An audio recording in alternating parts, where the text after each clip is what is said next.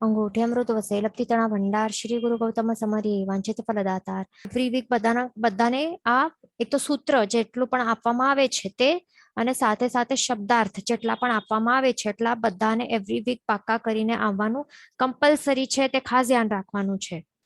બરાબર. અને એનું જે એક્સપ્લેનેશન છે, જે ગાથાર્થ ભાવાર્થ છે તે આપણે આગળના ક્લાસમાં આપણે આગળ જેવી રીતે કન્ટિન્યુ થતું જશે ચેપ્ટર 1 2 3 4 એવી રીતે આગળ જ્યારે એનો નંબર આવશે ત્યારે આપણે લઈ લેશું. બરાબર. ત્યાર સુધી બધાના પાકા થઈ જશે. બરાબર. નહીં તો પછી એન્ડમાં શું થશે, આપણું બધાનું પછી રહી જાય, પછી કોઈના પણ પછી સૂત્ર ને શબ્દાર્થ કઈ પાકા થયેલા નહીં હોય એક્ઝામ ટાઈમમાં તો એ નહીં ચાલે ને. એટલા માટે આ ધ્યાન રાખવાનું છે.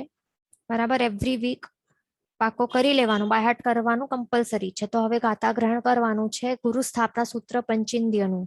પંચિંદ્રિય સંવરણો તહ નવવિહ બંભચેર ગુત્તી ધરો ચૌવિહ કસાય મુક્કો ઇય અઠ્ઠારસ ગુણે હિમ સંજુત્તો પંચ મહવ્વય જુત્તો પંચ વિહાયાર પાલણ સમત્થો પંચ સમિયો તિગુત્તો 36 ગુણેહિમ ગુરુ મજ્જ. પંચિંદ્રિય એટલે શું? 5 પ્રકારની ઇન્દ્રિયો, 5 સેન્સીસ છે તે. બરાબર. સ્પર્શનેન્દ્રિય, રસનેન્દ્રિય, ઘ્રાણેન્દ્રિય, ચક્ષુરેન્દ્રિય અને શ્રોત્રેન્દ્રિય, આ 5 પ્રકારની ઇન્દ્રિયો. સંવરણો એટલે શું? કે કાબુમાં રાખનાર, કંટ્રોલમાં રાખનાર અથવા તો સંભાવે રાખનાર.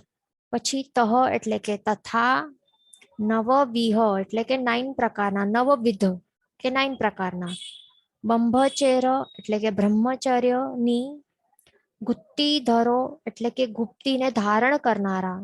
બરાબર. એટલે 9 પ્રકારની બ્રહ્મચર્યની જે ગુપ્તીઓ છે, 9 પ્રકારની વાડ છે, 9 વાડો એને ધારણ કરનારા. પછી ચૌવિહ એટલે કે 4 વિધ કે 4 પ્રકારના, કસાય એટલે કે કષાયો, 4 પ્રકારના ક્રોધમાન માયા લોભ, 4 કષાયો હોય છે. મુક્કો એટલે કે એનાથી મુક્ત થયેલા કે મુકાયેલા. ઈ એટલે કે આ, 18 ગુણેહિમ એટલે 18 ગુણો વડે. બરાબર. એટલે અત્યાર સુધી કેટલા થાય આપણે કેલ્ક્યુલેટ કરી ટોટલ કરીએ તો કેટલા થાય, 18 ગુણો થાય છે. બરાબર. પછી સંજુત્તો એટલે કે યુક્ત. પછી પંચ મહવ્વય, ડબલ વ છે એટલે મહવ્વય એવી રીતે કહેવાનું. એટલે 5 મહાવ્રતો. જુત્તો એટલે કે યુક્ત, એટલે જે 5 મહાવ્રતોથી યુક્ત છે એટલે કે જેમને સ્વીકાર્યું છે તેવા. પછી પંચ વિહાયાર એટલે કે 5 પ્રકારના આચાર, એટલે પંચવિધ અને આયાર, આયાર એટલે કે આચાર. 5 પ્રકારના આચાર છે ને, જ્ઞાનાચાર, તપાચાર, દર્શનાચાર, વીર્યાચાર અને ચારિત્રાચાર.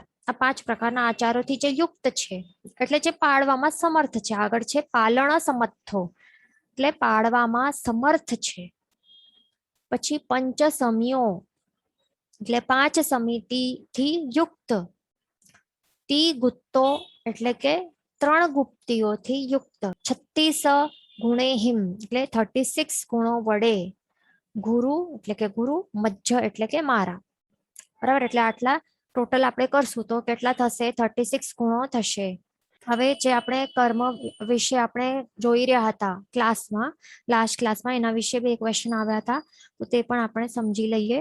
એક ક્વેશ્ચન હતું કે કર્મનું બંધ થવું આટલું સરળતાથી થાય છે અને ફાસ્ટ કેમ થાય છે, જ્યારે એનો ક્ષય કરવું આટલું મુશ્કેલ છે અને એના માટે ઘણા જ ભવો લાગી જાય છે. તો હવે એમાં પણ ઘણા બધા રીઝન્સ છે કે આવું શા માટે થાય છે. એટલે કે આપણે જે કર્મ નિર્જરા કરવાનું જે કાર્ય છે તે ઘણું ડિફિકલ્ટ બની જાય છે ને. એટલે કર્મોનું બંધ થવું અત્યંત ઈઝી છે, એમ જ થઈ જાય છે. પ્રવૃત્તિ કરતા કરતા એમના એમ જ કર્મોનું બંધ થઈ જાય છે. પણ જ્યારે ક્ષય કરવાનું જ્યારે ટાઈમ આવે ત્યારે ઘણા ભવો લાગી જાય છે. તો એના ઘણા કારણો છે અને એ પણ આપણા જ કારણે થાય છે. તો તે આપણે સમજી લઈએ. તો આપણે જે યોગની જે એટલે કે મન વચન કાયાના જે 15 યોગો છે તો એના દ્વારા એક તો આપણે પહેલા જોયું કે કોન્સ્ટન્ટ પ્રવૃત્તિઓ ચાલી રહી છે ને, મન વચન કાયાની કોન્સ્ટન્ટ પ્રવૃત્તિઓ ચાલી જ રહી છે, ભલે તે સારી હોય કે ખરાબ હોય, પ્રવૃત્તિઓ તો ચાલી જ રહી છે. અને તેના કારણે શું થાય છે, આપણે શું જોયું, પ્રોસિજર યાદ રાખવાના, સ્ટેપ્સ યાદ રાખવાના કે મન વચન કાયાના યોગોના કારણે આત્મા પ્રદેશો જે મેન કેવા હોય છે, સ્થિર હોય છે, સ્વભાવે સ્થિર હોય છે, પણ તે પણ આપણે પ્રવૃત્તિઓના કારણે તેમાં શું થાય છે, અસ્થિરતા થઈ જાય છે આત્મા પ્રદેશોમાં. એટલે કે સ્પંદન કહેવાય કે આંદોલન કહેવાય, અથવા તો અસ્થિરતા, અથવા તો સંસર્ગ વિસર્ગ. તો આ બધું થાય છે એ કોન્સ્ટન્ટલી ચાલુ જ રહેલું હોય છે આપણી પ્રવૃત્તિઓના કારણે. અને આ સંસર્ગ વિસર્ગ થાય તો પછી શું થાય, આત્મ પ્રદેશોનું એક્સપેન્શન કોન્ટ્રાક્શન થાય, એટલે કે દૂર દૂર જાય, પછી પાછા ભેગા એકદમ કોમ્પેક્ટ થઈ જાય, પાછા દૂર દૂર જાય એકબીજાથી. તો એના કારણે શું થાય, જે વાતાવરણમાં રહેલા જે કાર્બન વર્ગણાઓ છે ને, તો એ શું થાય છે, પછી વચ્ચે વચ્ચે ગૂંચવાઈ જાય છે, કારણ કે દૂર ગયા આત્મા પ્રદેશો, પછી પાછા આવી રીતે કોમ્પેક્ટ એકદમ બાજુમાં પાછા આ બાજુમાં આવી જાય છે. તો વચ્ચે કાર્બન વર્ગણા જે છે ને ઓલરેડી વાતાવરણમાં, તે વચ્ચે અટવાઈ જાય છે, ગૂંચવાઈ જાય છે. અને એ પણ ક્યાં, જે જૂના કર્મો જે બાંધેલા છે ને, તો એ જૂના કર્મો ઉપર તે હજી વધારે લેયર્સના લેયર્સ ત્યાં જમા થતા જાય છે. તો એને કહેવાય છે કર્મબંધ. આવી રીતે કર્મબંધની આવી રીતે પ્રક્રિયા ચાલતી હોય છે. બરાબર. તો હવે આપણને લાગે કે યોગો આપણે જે કરી રહ્યા છે, મન વચન કાયાની જે પ્રવૃત્તિઓ છે, તો તે કરવું, તો તેનાથી શા માટે કર્મોનું બંધ થઈ જાય છે. પણ એમાં પણ કર્મબંધ તો થાય જ છે, કારણ કે હમણાં જ આપણે જોયું કે કેવી રીતે આત્મા પ્રદેશોની અસ્થિરતા થઈ જાય છે પ્રવૃત્તિઓના કારણે. એટલે યોગના મન વચન કાયાની પ્રવૃત્તિઓના કારણે શું થાય છે, આત્મા પ્રદેશોમાં શું થાય છે, આવી રીતે સંસર્ગ વિસર્ગ થાય છે. બરાબર. એટલે યોગ છે, મન વચન કાયાની જે પ્રવૃત્તિઓ છે ને, તો એના કારણે શું થાય છે, મેન શું થાય છે, આત્માનું નેચરલ અવસ્થા કેવી છે, શું તે આવી અસ્થિર અવસ્થા તે નેચરલ અવસ્થા છે આત્માની? શું આપણને એવું લાગે છે? એવું નથી, આ નેચરલ અવસ્થા નથી, પણ આ શું છે, સંસર્ગ વિસર્ગ થવું એ આત્માની વિભાવ દશા છે. બરાબર. અનનેચરલ સ્ટેટ છે, અથવા તો આત્માનું જે ઓરિજિનલ સ્ટેટ છે ને એનાથી ઓપોઝિટ છે, કમ્પ્લીટલી ઇટ ઇઝ ઓપોઝિટ. બરાબર. તો આ આત્મા પ્રદેશોનું જે સ્પંદન, આંદોલન કે અસ્થિરતા કે સંસર્ગ વિસર્ગ, જે પણ શબ્દ કહો, તો એ જે પણ થાય છે ને, તો એ બધું આત્માની વિભાવ દશા છે. બરાબર. એટલે આ સ્વભાવ કે નેચરલ અવસ્થા બિલકુલ નથી. એટલે અહીંયા શું થાય છે, આત્મા જ્યારે પણ પોતાના જે સ્વ સ્વરૂપ છે, જે નેચરલ કે ઓરિજિનલ એનું જે સ્ટેટ છે કે નેચર છે ને, એટલે કે સ્વભાવ છે, તો સ્વભાવમાંથી જ્યારે ખસી જાય અને પરભાવમાં જાય છે, એટલે કે વિભાવ દશામાં જાય છે, જે એનું પોતાનું નેચર નથી, નેચરલ અવસ્થા નથી, એનાથી વિપરીત અવસ્થામાં જાય છે, કે વિપર્યાયમાં જાય છે. તો ત્યારે શું થાય છે, કર્મબંધ તો અવશ્ય થશે જ ને.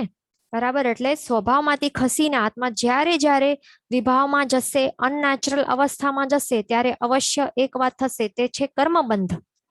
બરાબર. એટલે અહીંયા પણ આત્મા પ્રદેશો જે ફોર એક્ઝામ્પલ જે 8 રૂચક પ્રદેશ છે, અહીંયા વચ્ચે આપણે દેખાઈ રહ્યા છે, તો એ 8 રૂચક પ્રદેશ કેવા છે, તે પોતાની જે ઓરિજિનલ જે સ્થિરતા છે ને, તે એ મેન્ટેન કરીને બેઠા છે. તો એના જ કારણે ત્યાં શું થાય છે, આ માત્ર 8 રૂચક પ્રદેશોમાં આ સંસર્ગ વિસર્ગ થતું નથી, આંદોલન સ્પંદનો થતા નથી, સ્થિર રહેલા છે, અચલ રહેલા છે. અને તેના જ કારણે તેમના ત્યાં કર્મબંધ બિલકુલ થતું નથી, કારણ કે સંસર્ગ વિસર્ગ નહીં થાય તો પછી કર્મો ક્યાં ગૂંચવાય, નહીં ગૂંચવાઈ શકે ને વચ્ચે વચ્ચે. બરાબર. તો એ ધ્યાન રાખવાનું. એટલે બાકીના જે અસંખ્ય આત્મા પ્રદેશો છે, આ 8 રૂચક પ્રદેશોને છોડીને બાકી બધા જ કેવા છે, વિભાવ દશામાં ચાલ્યા જતા હોય છે, આ મન વચન કાયા દ્વારા પ્રવૃત્તિઓના કારણે. અને એના કારણે ત્યાં પછી કર્મબંધ તો થશે જ, કારણ કે સ્વમાંથી ખસીને પર એટલે વિભાવમાં સ્વભાવમાંથી ખસીને વિભાવ દશામાં વિપર્યા દશામાં આત્મા જાય છે, એના કારણે કર્મબંધ તો અવશ્ય થવાનું જ છે. બીજું પોઈન્ટ એ પણ ધ્યાન રાખવાનું કે કર્મબંધ સરળતાથી આપણે કરી લઈએ છીએ ને, પણ હવે કર્મ ક્ષય કરવાની જ્યારે વારી આવે છે તો અનકાઉન્ટેબલ બર્થ્સ એટલે જન્મો જન્મ લાગી જાય છે આપણા. એમાં રીઝન શું છે? એમાં રીઝન એક છે કે કર્મબંધ તો આપણે જોયું કે આપણા યોગોની જે પ્રવૃત્તિઓ છે તો એના કારણે કર્મ બંધ થાય છે, પણ એ ધ્યાન રાખવાનું કે આટલા ગાઢ કે ચીકણા કર્મોનું બંધ નથી થતું માત્ર યોગો દ્વારા. બરાબર, માત્ર યોગોના કારણે જે કર્મ બંધ થાય છે ને, તો તે ઇઝીલી આપણે ક્ષય પણ કરી શકીએ છીએ. પણ જ્યારે આપણે મિસ્ટેક શું કરી રહ્યા છીએ, આપણી ભૂલ ક્યાં છે, તો આપણે જ્યારે આ યોગોની જે પ્રવૃત્તિઓ છે ને, તો એની સાથે સાથે જ્યારે આપણે કષાયોનું પણ જ્યારે આપણે સેવન કરીએ છીએ, એટલે કે યોગની સાથે જ્યારે કષાયોનું મિશ્રણ આપણે જ્યારે કરતા હોઈએ છીએ, તો તે જ આપણી મોટામાં મોટી ભૂલ છે. અને એના જ કારણે શું થાય છે, ગાઢ અને ચીકણા કર્મોનું બંધ થાય છે. એ ખાસ ધ્યાન રાખવાનું છે. બરાબર. અને પછી ચીકણા પાપ કર્મોનો અને ગાઢ પાપ કર્મોનો બંધ થઈ જાય પછી એને આત્મા પ્રદેશો પરથી છૂટો કરવું અને પાછા વાતાવરણમાં મોકલી દેવાનું છે ને, એનું જ નામ છે કર્મ નિર્જરા. કર્મ નિર્જરા એટલે શું કે આત્મા પ્રદેશોની વચ્ચે વચ્ચે જ્યાં પણ ગૂંચવાયેલા અટવાયેલા છે આ કારમણ વર્ગણાઓ, કર્મરૂપી જે કારમણ વર્ગણાઓ છે, તો એમને આપણને અલગ કરવાનું છે, છૂટો કરીને વાતાવરણમાં પાછો મોકલી દેવાનું છે. એને જ કહેવાય છે કર્મ નિર્જરા અથવા તો કર્મોનું નાશ કે કર્મોનું ક્ષય. બરાબર, એટલે કર્મોનું નાશ થવું એટલે આ તો માત્ર એક આવી રીતે ટર્મ છે કે કર્મોનો નાશ થવું એટલે સાચે તે કઈ નષ્ટ કે એકદમ વિનાશ કે એનું અસ્તિત્વ આખો કેન્સલ ઓફ નથી થઈ જતું આ વિશ્વમાંથી. કર્મ નાશનું મિનિંગ શું છે કે માત્ર આત્મા પ્રદેશો ઉપરથી કાઢીને પાછા વાતાવરણમાં મોકલી દેવાના કર્મોને. બસ એને જ કહેવાય છે કર્મોનો નાશ થવું કે કર્મ નિર્જરા. બરાબર, એ જ છે મિનિંગ, એ ધ્યાન રાખવાનું. એટલે અહીંયા આત્મા પ્રદેશો ઉપરથી આ કર્મોનું છૂટો કરવું આટલું ડિફિકલ્ટ શા માટે બની જાય છે કે આપણને ભવો ભવ લાગી જાય છે? તો એમાં આપણે મેઇન રીઝન શું જોયું? કષાયો છે. બરાબર, કષાયોના સેવનના કારણે. હવે એક એક્ઝામ્પલ આપણે સમજીએ તો આપણને ખ્યાલ આવશે. એક સિમ્પલ આપણે જો ટી શર્ટ હોય ને, આપણું આ શું છે ટી શર્ટ છે, તો એના ઉપર આપણે માત્ર શું કરશું, જે ધૂળ છે ને, તો ધૂળના જે કણિયા છે આપણે ફેંકશું એના ઉપર, આવી રીતે એના ઉપર ફેંકશું. તો પછી ધૂળના કણિયા પછી એના શું થશે, થોડુંક પછી આપણે એને ઝાટકી આપશું એટલે થોડોક ઝટકો આપશું, હલકા પણ ઝટકાથી તે ઘણા બધા સાફ થઈ જશે ને. બરાબર, એટલે કર્મો રૂપી જે ધૂળ છે થોડી ઘણી ચટકેલી અહીંયા સ્ટીક થઈ જશે, પણ થોડુંક ઝાટકો આપશું, થોડાક પ્રયત્ન માત્રથી તે શું થઈ જશે, એના ઉપરથી એ પાછા વાતાવરણમાં ચાલ્યા જશે, નીકળી જશે ને ધૂળ. પણ હવે સમજો કે એના ઉપર આ ટી શર્ટ ઉપર જો આપણે તેલ ફેંકશું, એટલે તેલ એના ઉપર પડશે તો પછી શું થશે, એ તો કેવું ચોંટી જશે તેલ. બરાબર, તો આવા જ કષાયો હોય છે, તેલના જેવા હોય છે, ચિકાસ તેઓ ઉત્પન્ન કરતા હોય છે. એના કારણે શું થાય છે કે પછી આવા પ્રકારના એ કર્મોનું બંધ એ ગાઢ અને એવું ચીકણું થઈ જાય છે. એટલે જેટલા તીવ્ર કષાયોનું સેવન એટલો તીવ્ર કે ગાઢ કર્મોનું બંધ, કે પછી એની ઘણી મહેનત કરવી પડશે. હવે ધોવાનું કેટલું મહેનત કરવું પડે ને, પછી તેલના આવા ડાઘ લાગી જાય તો ઘણા લાંબા સમય સુધી પછી મહેનત કરવી પડે, તો પછી એ નીકળે પછી. બરાબર, કેટલું આપણને ભોગવવું પડે, મહેનત કષ્ટો આપણને ભોગવવા પડે. બરાબર ને, તો એવા જ હોય છે આ કષાયો, તેલ જેવા હોય કે પછી એવા ચોંટી જાય. કષાયોનું સેવનના કારણે શું થાય, કર્મો એવા ગાઢ પ્રકારે ચોંટી જાય, ચીકણા કર્મોનું બંધ થાય કે પછી ઘણા જન્મો જન્મ લાગી જાય. તો તે આ રીઝન છે. બીજું થર્ડ પોઈન્ટ હવે એ સમજવાનું, એ પણ એકદમ ઇમ્પોર્ટન્ટ છે કે ભવ આલોચના.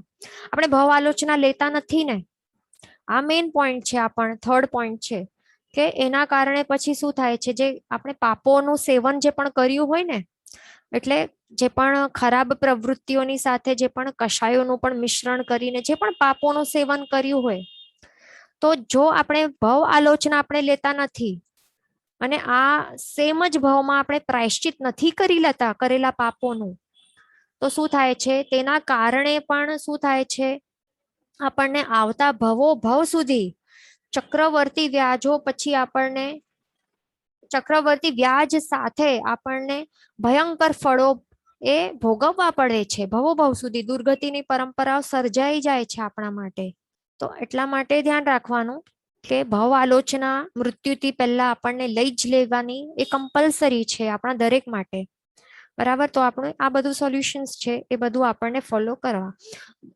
અને બીજું એક હજી એક બેસ્ટ સોલ્યુશન છે કે આપણને પ્રવૃત્તિઓ જે છે મન વચન કાયાની એટલે કર્મો બંધ કેવી રીતે નહીં થાય, અને થાય તો હલકા એટલે કે એવા પ્રકારના કર્મોનું બંધ થાય કે જલ્દીથી ઝાટકો આપીએ અને ટી શર્ટ ઉપરથી બધા ધૂળો કેવી રીતે નીકળી જાય, તેવી રીતે થોડાક ઘણા પ્રયત્નથી કર્મોનો ક્ષય કે નિર્જરા કેવી રીતે ઇઝીલી થઈ શકે. તો એવું જો આપણને કરવું હોય એના માટે શું ઉપાય છે, સોલ્યુશન શું છે? એક તો પ્રવૃત્તિઓ જે છે મન વચન કાયાની જે પ્રવૃત્તિઓ છે, તો એ તો આપણે કઈ એ બંધ ટોટલી તો આપણે બંધ નહીં કરી શકશું ને. આપણે તો ગૃહસ્થ છીએ, સંસારી છીએ, શરીરી જીવો છે, તો એ તો બંધ થઈ શકવાનું નથી. પણ એટલીસ્ટ આપણને શું કરવાનું કે એટલીસ્ટ ખરાબ પ્રવૃત્તિઓ છે ને તો એ બંધ કરી નાખવાની. તો એ કેવી રીતે? સર્વવીરતી સાધુ ધર્મ સ્વીકારવાથી, 5 મહાવ્રતો સ્વીકારવાથી આપણે એટલીસ્ટ આ કરી શકીએ છીએ કે ટોટલી ખરાબ પ્રવૃત્તિઓ ટોટલી સ્ટોપ કરી શકીએ છીએ. એ નહીં થાય તો એટલીસ્ટ ખરાબ પ્રવૃત્તિઓ ઓછી કરવાની. કેવી રીતે? શ્રાવક કે શ્રાવિકા બનીને, એટલે કે દેશવીરતી ધર્મ 12 વ્રતો સ્વીકારીને. અહીંયા હા એક ધ્યાન રાખવાનું કે માત્ર 14 નિયમથી કઈ નહીં થઈ જાય. માત્ર 14 નિયમ આપણે જો સવાર સાંજ આપણે પાળશું, એનું પાલન કરશું, તો એનાથી કઈ થતું નથી. It is only a part of શ્રાવકનો જે 7th વ્રત છે ને, તો 7મા વ્રતનો તે એક ભાગ માત્ર છે 14 નિયમ. 12 વ્રતો તો 12 વ્રતો છે, સમ્યક તો સહિત 12 વ્રતો છે, તો એ લેવાનું છે. માત્ર 14 નિયમ માત્ર એ જ પાલન કરશો 2 ટાઈમ, તો એનાથી કઈ થવાનું નથી. એ માત્ર 7મા વ્રતની અંતર્ગત આવે છે, એ ખાસ ધ્યાન રાખવાનું. 12 વ્રત સ્વીકારવા જરૂરી છે, એ ધ્યાન રાખવાનું. બરાબર. અને બીજું એટલે આ સોલ્યુશન્સ છે. અને બીજું સૌથી ઇમ્પોર્ટન્ટ આપણને શું કરવાનું, કષાયો આપણને મિક્સ નહીં કરવા. એટલે કષાયોનું સેવન હવે આપણને શું કરવાનું, કઈ પણ પ્રવૃત્તિ કરીએ ને મન વચન કે કાયાની, તો એમાં કષાયોને મિક્સ નહીં કરવા. એમાં હવે કષાયો રહિત તો આપણે ટોટલી કષાયો રહિત અવસ્થા હમણાં તો એ પોસિબલ નથી ને આપણા માટે. તો એટલીસ્ટ શું કરી શકાય, જે મંદ કષાયો છે, એટલે કષાયો જે હશે ને, કષાયો એટલે શું છે? ક્રોધ છે, માન, માયા, લોભ, રાગ અને દ્વેષ, આ બધા કષાયો છે. તો એટલીસ્ટ શું કરવાનું કે મંદ કષાયોનું સેવન કરવાનું, એટલીસ્ટ એ કરવાનું. બરાબર. જે તીવ્ર કષાયોને આવવા નહીં દેવાનું, એને દબાવી નાખવાનું. ક્યારે પણ આ ખાસ યાદ રાખજો, લાઈફ ટાઈમ માટે તીવ્ર કષાયોનું સેવન બિલકુલ નહીં કરતા. તીવ્ર ક્રોધ, તીવ્ર માન અભિમાન, તીવ્ર માયા, તીવ્રતમ લોભ કે તીવ્ર રાગ કોઈ વસ્તુ કે વ્યક્તિ ઉપર, કે તીવ્ર દ્વેષ વસ્તુ કે વ્યક્તિ ઉપર, તો એ બધાનું આપ જો સેવન નહીં કરશો તો આપ બચી શકશો. એ ખાસ ધ્યાન રાખવાનું. બરાબર. એ જ શાસ્ત્રકાર ભગવાન તો કહે છે. મંદ કષાયો એટલે કષાયો હમણાં તો હશે, તો શું કરવાનું, એટલીસ્ટ મંદ કષાયોનું સેવન કરવાનું. આવે એનું જો ઉછળે તો શું કરવાનું, દબાવી નાખવાનું. બરાબર. એ ધ્યાન રાખવાનું. તો એટલીસ્ટ શું થઈ શકશે આવું કરશું તો? આપણા ગાઢ અને ચીકણા કર્મોનું બંધ નહીં થાય, એ ધ્યાન રાખવાનું. અને બીજું બેસ્ટ ઉપાય છે, જે આપણા આત્મિક ગુણો છે એની વૃદ્ધિ કરતા રહેવાનું. એટલે આપણું જે સિમ્પલ વર્ડ્સમાં, એકદમ સિમ્પલ વર્ડ્સમાં શું કરવાનું, આપણો જે સ્વભાવ છે, નેચર છે ને, તો તે સુધારવાનું છે. બસ આટલું સિમ્પલ કાર્ય છે. આપણા સ્વભાવ કેવી રીતે સુધારવાનું, નેચર કેવી રીતે સુધારવાનું, જે આપણને શું કરવાનું, ક્ષમાવાન બનવાનું. બરાબર. ક્ષમા આપણને આપતા રહેવાનું બધાને. પછી નમ્ર બનવાનું, વિનમ્ર બનવાનું, વિનય ગુણ હોવું જોઈએ આપણામાં. પછી સરળ હોવું જોઈએ, ચાલાક કપટી એ બધું નહીં બનવાનું. સંતોષ ગુણ આપણામાં હોવું જોઈએ, એટલે સેટિસ્ફેક્શન જે હોય ને, તો એ પણ એક મહા મોટું એકદમ મેઇન ગુણ છે, સંતોષ નામનું ગુણ. બરાબર, એ સૌથી મેઇન છે ને એ લાવવું બહુ જ ઘણું દુર્લભ છે, કહી શકાય દુર્લભ છે. બરાબર, સંતોષ ગુણ છે ને તે હજી ક્ષમાવાન બની શકે, પણ સંતોષ નામનું ગુણ છે ને બહુ જ ડિફિકલ્ટ વસ્તુ છે લાવવાનું. ઈચ્છાઓની જે હોય ને, ઈચ્છા એક કાળી નાગ જેવી છે. બરાબર, એને હરાવવું બહુ ડિફિકલ્ટ છે એટલા માટે. બીજું, રાગ અને દ્વેષ જે છે તો એનું સેવન નહીં કરવાનું અને સમતા ભાવ રાખવાનું. તો આ જે ગુણો છે ને, અમુક ગુણો, એના ઉપર આપણને કામ કરવાનું અને એ આપણા નેચરમાં એ લાવવાના છે. તો એનાથી આપણે કહી શકશે એટલે થઈ શકશે કે આત્મિક, એટલે કહી શકશું કે હા, આપણા આત્મિક ગુણો છે એમાં વૃદ્ધિ થાય છે, થઈ રહી છે, અને આપણો સ્વભાવ કે નેચર એ સુધરી રહ્યું છે. તો એનાથી ઓટોમેટિકલી જે કશાયો છે ને એના ઉપર વિજય પ્રાપ્ત આપણે કરી શકશું. એટલે એ આ બધા સોલ્યુશન્સ છે, તો એનું આપણે પ્રેક્ટિકલ અપ્લાય કરવાનું છે, પ્રેક્ટિકલી અપ્લાય કરવાનું છે લાઈફમાં, એ ખાસ ધ્યાન રાખવાનું છે. ઓકે, આ ફર્સ્ટ ક્વેશ્ચન. બીજું ક્વેશ્ચન શું છે કે કર્મ તો અચેતન છે ને, નિર્જીવ છે, જડ છે, તો પછી સારા કે ખરાબ કર્મો કેવી રીતે થાય છે? આ પણ સારું ક્વેશ્ચન છે, એ પણ આપણે બરાબર સમજી લઈએ કે સાચી વાત છે કે કર્મો તો અચેતન જ છે, નિર્જીવ જ છે, જડ છે. બરાબર, એ ધ્યાન રાખવાનું. તો પછી કર્મો, પછી એમને તો એમનામાં તો જીવ છે, આત્મા છે નહીં, તો પછી એમને કેવી રીતે ખબર પડે કે સારા કર્મો કેવી રીતે બંધ થવાના આપણા ઉપર, કે ખરાબ કર્મોનું બંધ કેવી રીતે થાય? એટલે એ કોણ ડિસાઈડ કરે છે? શું કર્મો ડિસાઈડ કરે છે? એટલે શું થાય છે અહીંયા? તો એટલે કે ખરાબ કર્મો એટલે કે પાપ કર્મો, અને સારા કર્મો એટલે કે પુણ્ય કર્મો, તો એ કેવી રીતે બંધ થાય છે? તો અહીંયા આપણને એક એકદમ ઇમ્પોર્ટન્ટ વાત લખી રાખવાનું બુકમાં, કે જે પણ જેટલા પણ કાર્મણ વર્ગણાઓ છે ને આ વાતાવરણમાં, તે કેવા છે? અહીંયા જે 8 પ્રકારના કર્મોનું નામ દેખાય છે ને, તો એમાં કઈ તેઓ આવા અલગ અલગ પ્રકારના 8 પ્રકારના અથવા તો 158 પ્રકારના નહીં હોય વાતાવરણમાં, પણ બધાને બધા જ કાર્મણ વર્ગણાઓને એક સરખા જ હોય છે. બધાની બધી જ કાર્મણ વર્ગણો સેમ હોય છે. આવી રીતે અલગ અલગ પ્રકૃતિઓમાં તે ડિવાઇડેડ નહીં હોય. બરાબર, પણ શું થાય છે જ્યારે આત્મા જ્યારે પ્રવૃત્તિઓ કરે છે, આત્મા પ્રદેશોમાં પછી થાય છે સંસર્ગ વિસર્ગ, અને તે સમયે જ્યારે કાર્મણ વર્ગણાઓ વચ્ચે વચ્ચે ગૂંચવાઈ જાય છે, તો એ વખતે શું થાય છે? કર્મ બંધ થાય છે. અને એ સમયે એક્ઝેક્ટ જ્યારે કર્મ બંધનો સમય હોય છે ને, એક્ઝેક્ટલી તે જ સમયે હવે આ કર્મોનું ટાઈપ નક્કી થાય છે કે કયા પ્રકારનું કર્મનું બંધ થાય છે. એટલે શું જે બંધાઈ રહ્યો છે તે કર્મ હવે આયુષ્ય કર્મ હશે, કે જ્ઞાનાવર્ણ્ય હશે, કે મોહનીય હશે? એટલે કયા ટાઈપનું કર્મનું બંધ થાય છે અને આપણને કેવા પ્રકારનું ફળ આપશે, કેટલા ડ્યુરેશન સુધી બંધાઈને રહેશે, કેટલા તીવ્ર એટલે ગાઢ બંધ થાય છે, કે હલકો ઓછો બંધ થાય છે? આ બધી વસ્તુઓ છે ને એ બધી ડિસાઈડ ત્યારે થાય છે જ્યારે કર્મ બંધનો સમય આવે છે ને, એ બધું ત્યારે ડિસાઈડ થાય છે. અને પછી કર્મોનું બંધ એ વખતે આવી રીતે એના અનુરૂપે થાય છે. વળી કેટલા પ્રકારની કાર્મણ વર્ગણાઓ, એનું નંબર કેટલું બંધાય છે એ પણ બધું ત્યારે જ ડિસાઈડ થાય છે. એટલે એ ધ્યાન રાખવાનું. એટલે એ બધું શું થાય છે? કર્મ છે એ તો ઓબ્વિયસલી અચેતન જ છે. બરાબર, એ બરાબર છે, જડ છે.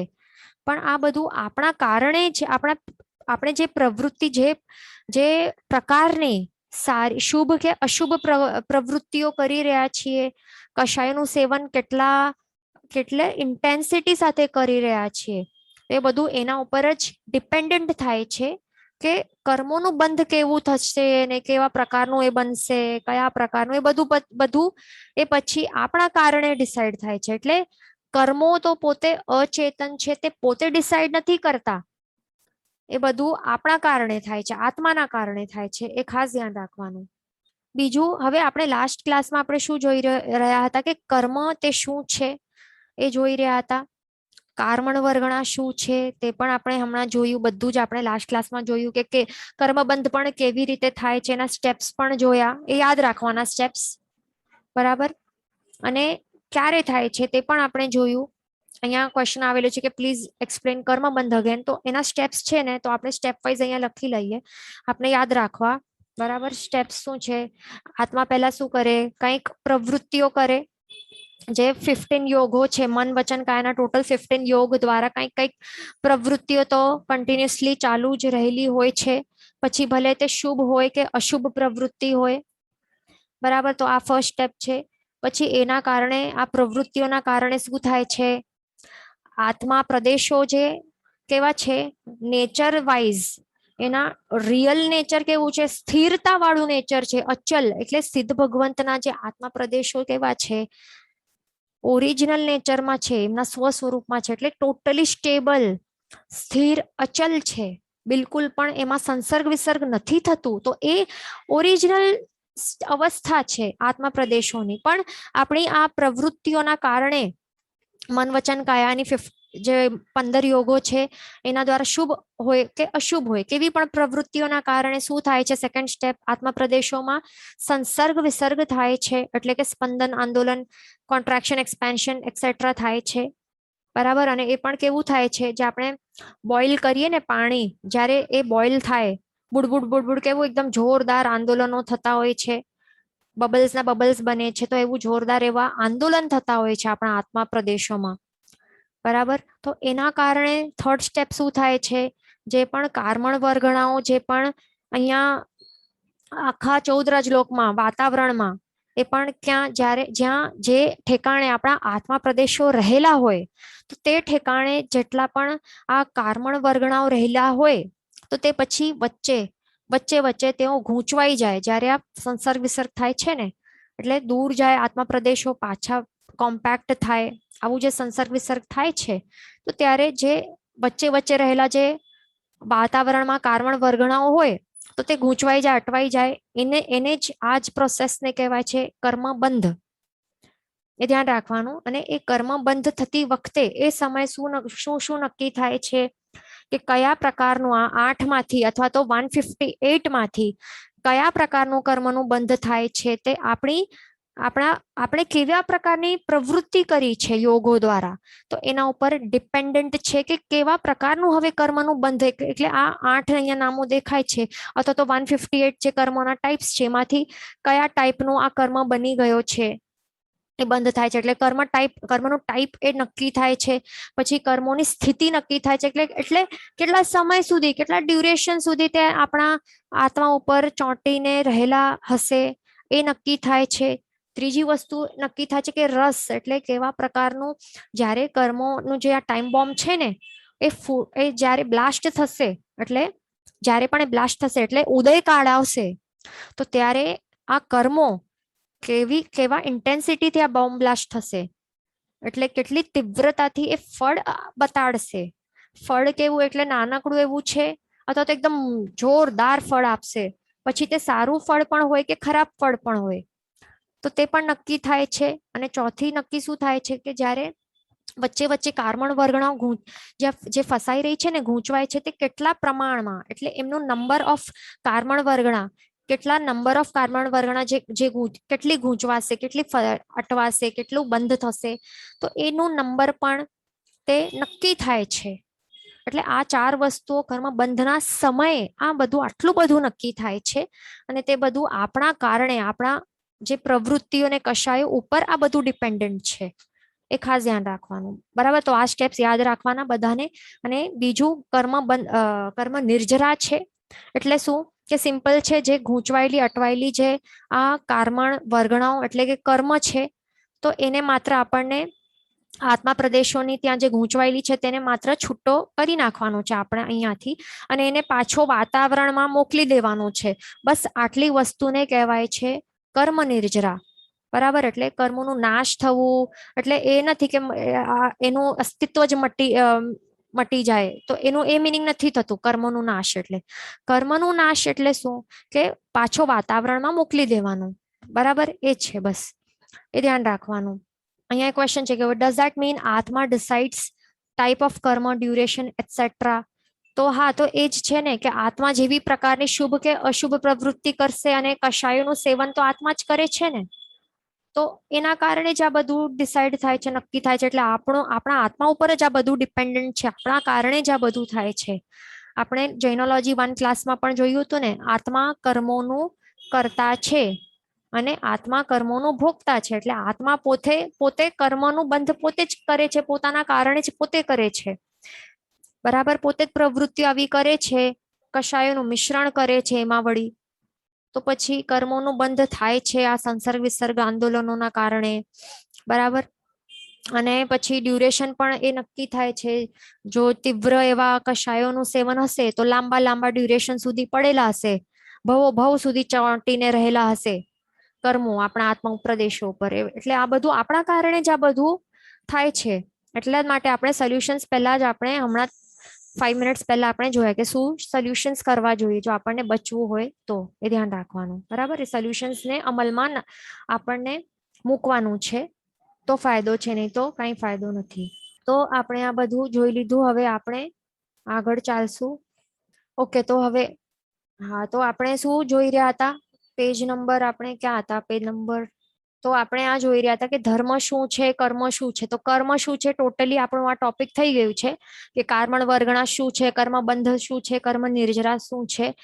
પછી આપણે ધર્મ જોઈ રહ્યા હતા. બરાબર, તો ધર્મનું જે અહીંયા વ્યાખ્યા છે તે પણ પાકી કરી લેવાની. બરાબર, અને બીજું અહીંયા શું ધ્યાન રાખવાનું છે કે જે ધર્મ છે, બરાબર, આપણું જીન શાસનનું જે આપણો જૈન ધર્મ છે, તો એમાં અને જે સાયન્સ છે, વિજ્ઞાન છે, એમાં શું ફરક છે, એમાં ડિફરન્સ શું છે? તો એમાં માત્ર એક જ ફરક છે કે ધર્મના કેન્દ્ર સ્થાનમાં શું છે? આત્મા છે. એટલે આત્મા સેન્ટ્રિક આપણું ધર્મ કેવું છે? આત્મા સેન્ટ્રિક છે.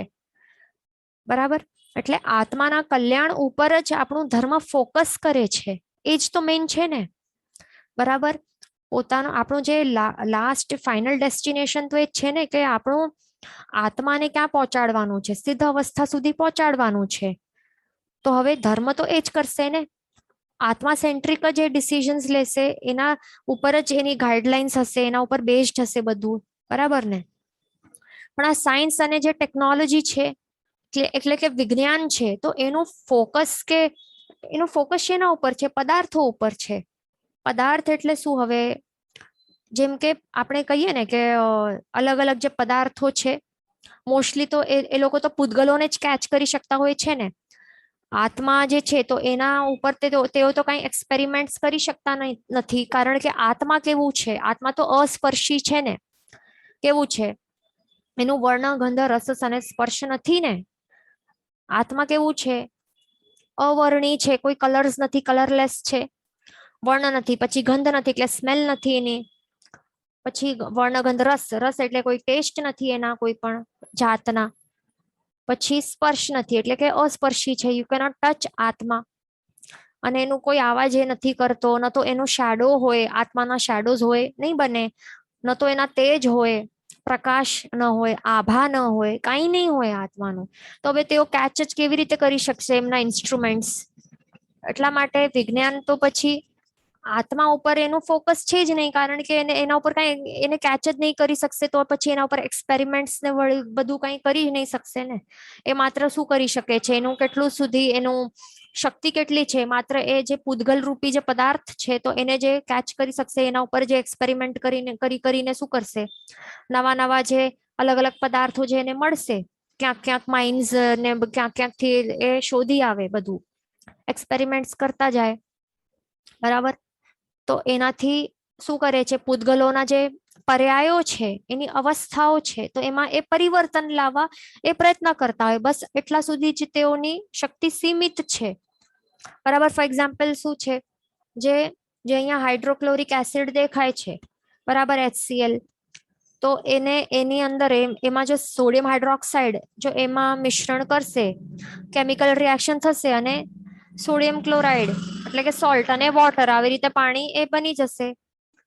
તો આવી રીતે જે પૂતગલો છે, આ બધું શું છે? પૂતગલો છે. તો આવી રીતે પૂતગલો ઉપર એક્સપેરિમેન્ટ્સ કરીને શું કરશે? એ પરિવર્તનો લાવશે. બરાબર, તો આવી રીતે પરિવર્તન થયું ને, એટલે વસ્તુ પૂતગલ શું હતું? પૂતગલ શું હતું? HCl હતું, હાઇડ્રોક્લોરિક એસિડ હતું. અને બીજું હતું સોડિયમ હાઇડ્રોક્સાઇડ હતું. પછી એમાં પરિવર્તન આવીને તે શું બની ગયું, બીજું અવસ્થા પ્રાપ્ત થઈને ને પર્યાય એનું બદલી ગયું, એટલે સોલ્ટ અને વોટર બની ગયું. તો આવી જ રીતે તેઓ કરે છે, બીજું કઈ કરી શકતા નથી. અથવા તો હ્યુમન્સ છે, મનુષ્યો છે કે તિર્યંચો છે, તો એમના શરીરો ઉપર તે એક્સપેરિમેન્ટ્સ કરીને તે સેલ્યુલર લેવલ સુધી જાણવા પ્રયત્ન કરે. એટલે શરીર પણ તો પૂદગલથી જ બનેલું છે ને, બરાબર ને? તિર્યંચ અને મનુષ્યો છે, એમના શરીરો પણ પૂદગલોથી જ બનેલા છે. તો એના ઉપર પણ એક્સપેરિમેન્ટ્સ કરીને રિસર્ચો કરશે અને પછી તેને સ્વસ્થ કરવા એ પ્રયત્ન કરે છે. તો એટલે મેન અહીંયા શું આપણે જોયું કે જે સાયન્સ છે, વિજ્ઞાન છે, ટેકનોલોજી છે, તે માત્ર શેના ઉપર કરે છે, માત્ર જે પૂદગલો છે તો એ પૂદગલ સેન્ટ્રિક છે, આ પદાર્થ સેન્ટ્રિક છે, બરાબર? એના ઉપર જ ફોકસ કરે છે. આત્મા ઉપર બિલકુલ કરી શકતો જ નથી, ત્યાં એની પહોંચ જ છે જ નહીં ને, બરાબર? પણ ધર્મ માત્ર શું કરે છે, તે આત્મા ઉપર ફોકસ કરે છે. અને વિજ્ઞાન તો માત્ર આપણા માટે શું કમ્ફર્ટ, આપણું જે શરીર છે તો એના માટે, શરીર માટે હજી વધારે ને વધારે કમ્ફર્ટ અને કન્વીનિયન્સ કેવી રીતે પ્રાપ્ત થાય, તો એના માટે માત્ર પૂદગલોને એવું બનાવે છે. હજી વધારે સારા એવા મોબાઈલ્સ કે કમ્પ્યુટર્સ કે બધું એવું બનાવે છે, કાર્સ એવા વધારે સારા કાર્સ એવા બનાવે છે. એટલે પૂદગલો સેન્ટ્રિક છે આ, બરાબર? આપણા શરીર રૂપી જે પૂદગલ છે એને વધારે કમ્ફર્ટ કેવી રીતે આપી શકે, એના માટે તે નવું ટેકનોલોજીનું વિકસિત એ કરતા જાય છે. પણ ધર્મ એ કેવું છે, ધર્મ એ માત્ર એવું છે કે માત્ર આત્મા ઉપર ફોકસ કરે છે, બરાબર? અને કર્મોથી મુક્ત કરવા માટે અને એમાં સારા પરિવર્તન લાવવા માટે તે કેવું છે, ધર્મ એ શ્રેષ્ઠ આલંબન બને છે, બરાબર? એટલે સાયન્સ કે વિજ્ઞાન કે ટેકનોલોજી આપણને જો મોક્ષની પ્રાપ્તિ કરાવવા માટે કઈ ઉપયોગી બનવાનું બિલકુલ પણ નથી. તે માત્ર શરીરના માટે કન્વીનિયન્સ અને કમ્ફર્ટ આપી શકશે, બીજું કઈ જ નહીં આપી શકશે આપણને. કઈ ફાયદો થવાનો નથી, બીજું કઈ પણ ભૌતિક ફાયદો થઈ શકશે, એનાથી સંસારો વધશે આપણા, એટલે એ આપણા માટે, આત્મા માટે કલ્યાણકારી બનતો નથી. પણ ધર્મ કેવું છે, આપણને કર્મોથી મુક્ત કરવા માટે આપણને હેલ્પફુલ બને છે, આપણામાં સારા પરિવર્તન લાવે છે. જેમ વિજ્ઞાન એક શેમાં પરિવર્તન લાવે છે, આપણે જોયું ને, HCl પ્લસ NaOH શું બનાવે છે, એમાં પરિવર્તન લાવીને સોલ્ટ અને વોટર બનાવ્યું ને એક્ઝામ્પલ માટે, તો એમાં પરિવર્તન લાવી શકશે. પણ ધર્મ એ આત્માની જે અવસ્થા છે એમાં પરિવર્તન લાવે છે. આત્મા જે વિભાવ દશામાં ચાલ્યો જાય છે વારંવાર, તો એમાં એ સારો પરિવર્તન લાવે છે, સ્વભાવમાં ખેંચીને લાવે છે પાછો ને પાછો. એના માટે એ શ્રેષ્ઠ એવું આલંબન બને છે, એ મોક્ષની પ્રાપ્તિ કરાવે છે, બરાબર? પરંપરાએ સદગતિ આપતા આપતા અંતે મોક્ષની પ્રાપ્તિ કરાવનાર માત્ર ને માત્ર ધર્મ એવું છે. એટલા માટે ધર્મને ક્યારે પણ આપણને એમ નહીં નાખી કહેવું કે આ શું છે, એમાં કઈ લોજિક નથી, આ શું છે, અંધવિશ્વાસ છે, સુપરસ્ટિશન્સ પર બેઝડ છે. આપણે તો કેવા છીએ, મોડર્ન જમાનાના છીએ, સાયન્સ તો બધું પ્રૂવ કરીને બતાવે છે. એટલા માટે સાયન્સ સારું છે, વિજ્ઞાન સારું છે, બરાબર? આપણે તો નાસ્તિક છે, બધું કરીને શું થશે, આગળ આપણા આત્મા માટે કઈ કલ્યાણકારી થવાનું નથી, બરાબર? અને અહીંયા પૂદગલોના જ સંસારમાં આપણું ભ્રમણા થતી રહેશે. જો પૂદગલો ગમશે, સાયન્સ ગમશે વધારે, તો અહીંયા જ આપણું ભવ ભ્રમણ એ ચાલતું રહેશે. એટલે ધર્મ ગમવું એ બહુ જરૂરી છે, આ એકદમ બેઝિક મેઇન વસ્તુ છે, ધ્યાન રાખવાનું, બરાબર? આપણું ધર્મ છે એ આત્મલક્ષી છે અને વિજ્ઞાન એ પૂદગલલક્ષી છે, શરીરલક્ષી એમ કહી શકાય. હવે આપણને એવા અમુક ક્વેશ્ચન્સ હજી આવતા હશે મનમાં કે આત્મા છે તો આત્માને કોણે બનાવ્યું છે, એવા અમુક ક્વેશ્ચન્સ આપણને આવી શકશે ને, કે હવે આત્મા ને કોણે બનાવ્યો હશે, પછી આત્માની શરૂઆત ક્યાંથી થઈ, કે કર્મ ક્યારથી બંધાયો છે, એટલે કર્મ બાંધવાનું ક્યારથી સ્ટાર્ટ થયું. એટલે કોઈ ફર્સ્ટ દિવસ તો હશે ને, કે ફર્સ્ટ સમય કે ફર્સ્ટ સેકન્ડ તો હશે ને, કે જ્યાંથી કર્મ બંધ થવાનું સ્ટાર્ટ થયું, એ ક્યારે થયું, કયા કારણે થયું, કેવી રીતે થયું, પછી આ દુનિયા જે દેખાય છે તે કોણે ક્રિએટ કરી છે, દુનિયાનું નષ્ટ ક્યારે થવાનું છે, બધા કહેતા હોય છે ને કે પ્રલયકાળ આવવાનું છે, બધું નષ્ટ થઈ જશે, શું એટલે બધું બધું અલગ અલગ થિયરીઝ રહેલી હોય છે. તો આ બધા ઘણા બધા ક્વેશ્ચન્સ આપણને એવા સતાવતા હશે. તો આ જે 3 ક્વેશ્ચન્સ છે ને, કે આત્મા કોણે બનાવ્યું, કે કર્મ ક્યારથી બાંધવાનું સ્ટાર્ટ થયું, કે દુનિયાનું, આ ત્રણેય જે વસ્તુઓ છે ને, એના માટે એક જ સિમ્પલ આન્સર આપણા તીર્થંકર ભગવંતોએ બતાવ્યું છે કેવલ જ્ઞાન દ્વારા. તે શું છે કે આ જે આત્મા છે, આ કર્મો છે અને આ વિશ્વ છે, આ ત્રણેય વસ્તુઓ શું છે, અનાદિ છે. હવે આ ક્વેશ્ચનનો આન્સર આ કેવી રીતે બેસે છે તે પણ આપણે સમજવા પ્રયત્ન કરશું. એનું મિનિંગ શું છે, કેવી રીતે આવી રીતે આન્સર આપ્યું છે, એ બધું આપણે સમજવા પ્રયત્ન કરશું. બરાબર. મેઇન તો આપણું શું છે, આ જીન શાસન છે ને, તો મેઇન આ પહેલા સૌથી આ સમજવા આપણે આ લેશું, એક એક ક્વેશ્ચનનો આન્સર લેશું, પણ એનાથી પહેલા એકદમ જ ઇમ્પોર્ટન્ટ વાત આ સમજવા જરૂરી છે કે આપણું જે જીન શાસન છે ને, એક મેઇન એક શ્રદ્ધા છે ને, એના ઉપર આખો બેસ્ડ છે. જો ફાઉન્ડેશન આપ જુઓ ને જીન શાસનનું, તો એ ફાઉન્ડેશનમાં શ્રદ્ધા આવે છે. બરાબર.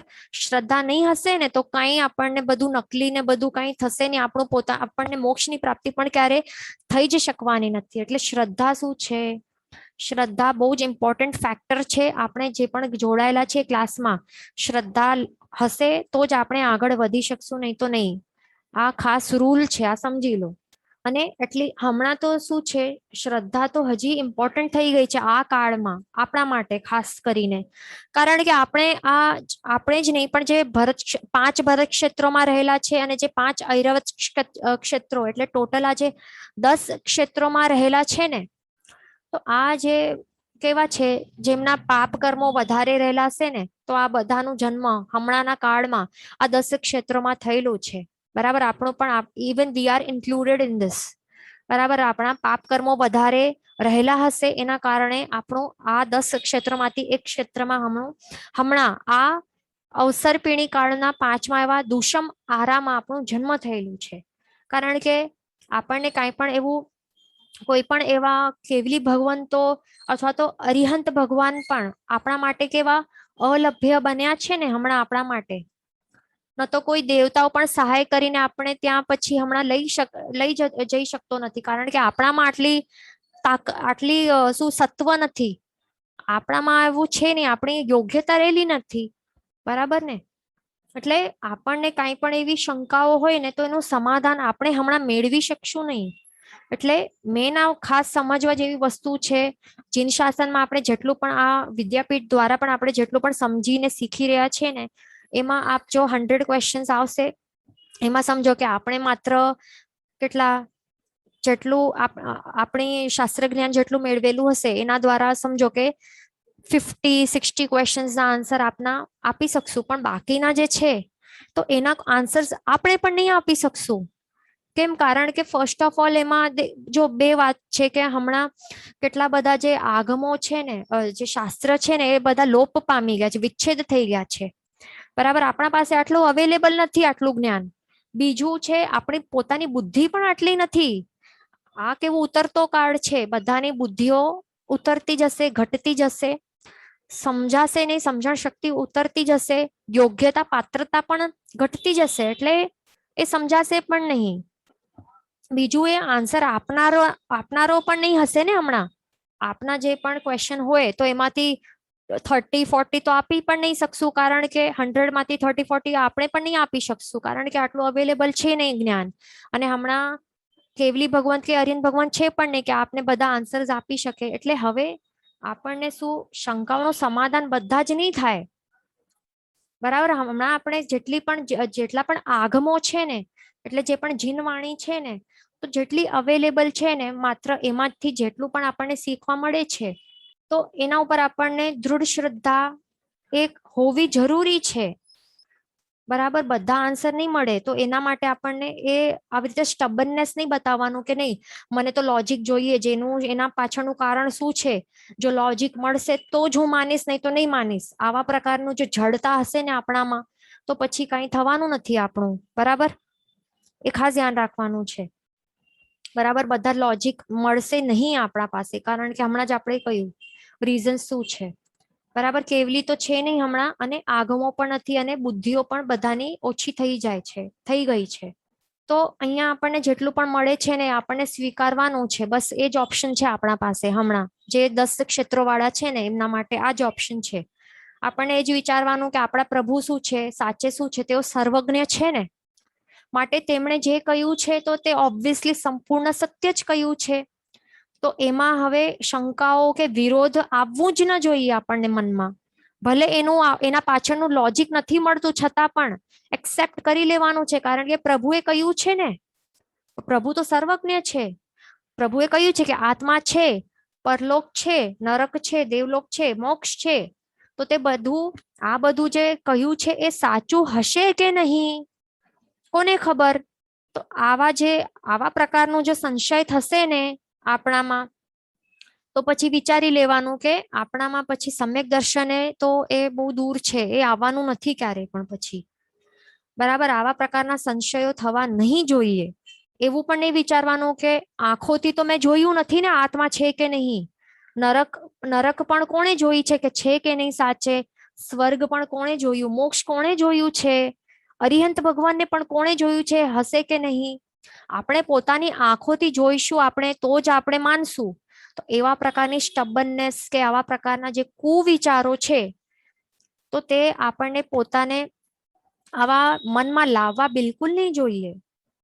બરાબર. બધી જ વાતોમાં લોજિક જોઈએ જ, તો જ પછી તો જ હું માનીશ આ ધર્મ, તો જ હું પાડીશ, એનું આચરણ કરીશ.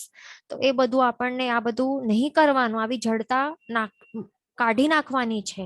કારણ કે અમુક પાયાઓ હોય ને, અમુક એવા બેઝ હોય ને કે એ સ્વીકારવા જ પડે છે.